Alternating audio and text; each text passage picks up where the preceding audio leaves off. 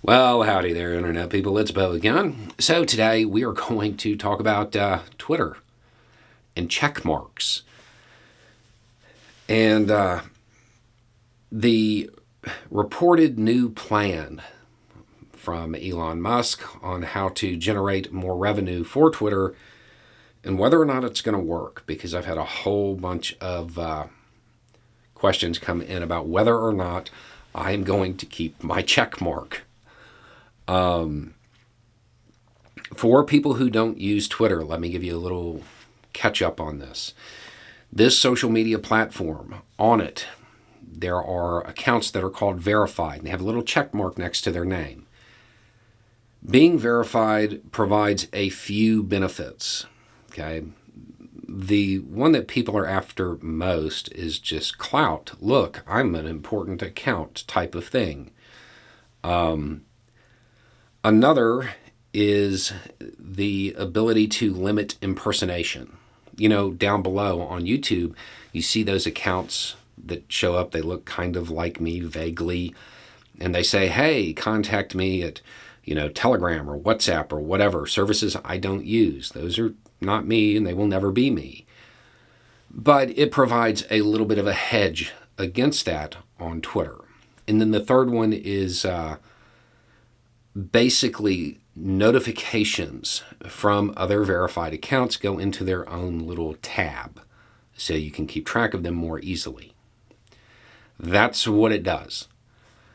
Musk is reportedly planning on charging people $20 a month, so $240 a year, for the privilege of being verified.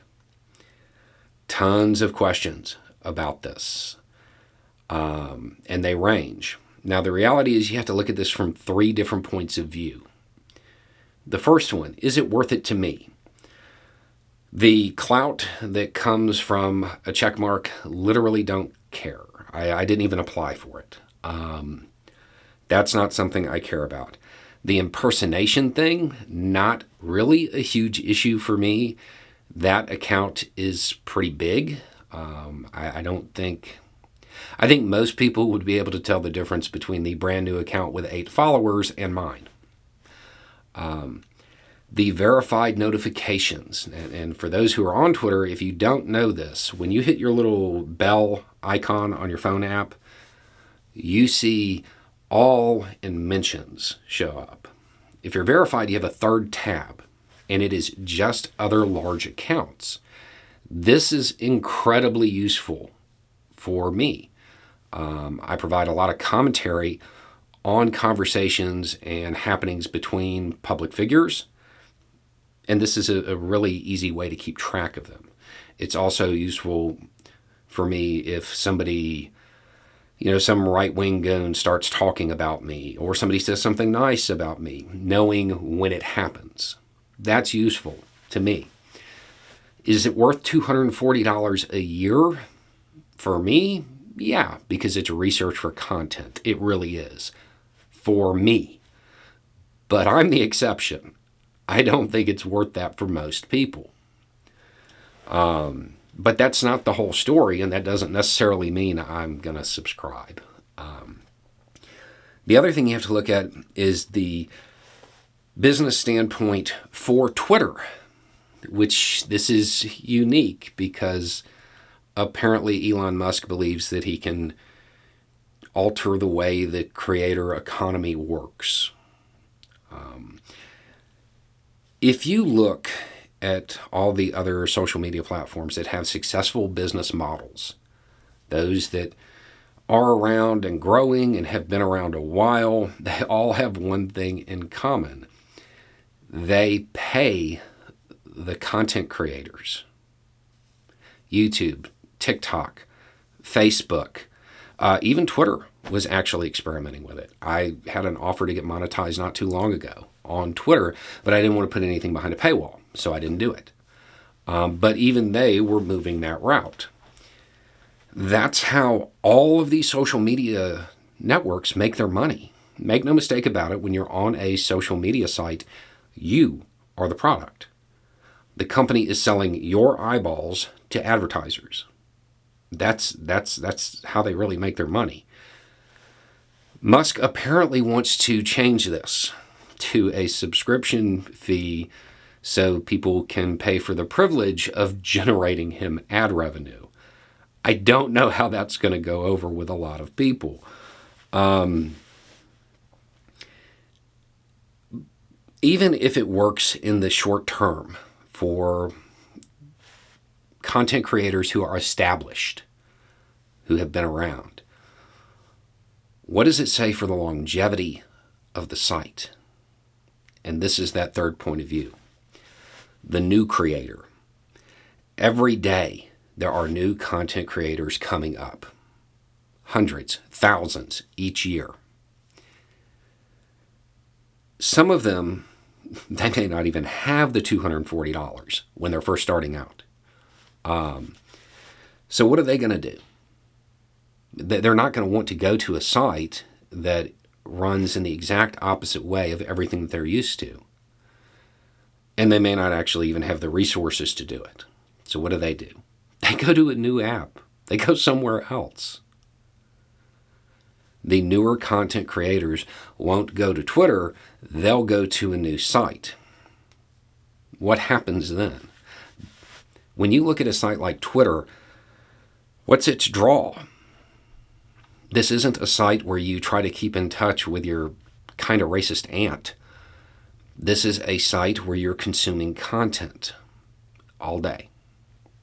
If the content creators are not there, if the hot new content creators go somewhere else, so will the new users. It limits the longevity. It limits the longevity. And think about how often I have mentioned Twitter on this channel. I saw this on Twitter. Or I got a message via Twitter. Or there was a tweet. Something like that. These new content creators, they will be talking about a different platform like that to all of their subscribers off of that platform. And they'll help it grow. If he goes through with this, I think that this will lead to a loss of relevancy for Twitter over the long haul. This could be something that ends up MySpacing it.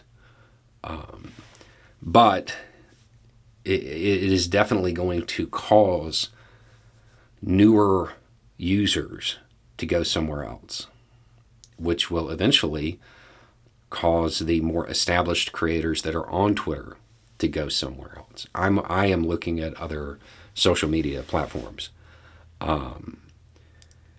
So am I going to do it personally? I don't know yet. Do I think this is a good idea? No, because out of the people that I know who have a check mark, I think I might be the only one that it would actually make sense to pay for the service. And it's not for the check mark. It's to be able to filter out the large accounts and keep track of them separately. So I don't know if this is something that is going to be receptive. I've seen a whole lot of people say, I am not doing this already. And it makes sense because somebody like Stephen King, the author, he was talking about, he's like, I'm not doing this. It's not about the money. It's about the fact that he is a draw for Twitter. He has millions of subscribers that go there to interact with him. And those subscribers see the ads that Twitter shows. And that's where their revenue comes from. I get it from his point of view. I think this is a horrible move. He's trying to go against the way the creator economy works. And it kind of shows a misunderstanding of how social media platforms work. Because other platforms have tried this, a subscription model. It doesn't work. I don't see how this would work in the long term. Sure, a nice bump in revenue shortly after he takes over, that may look good.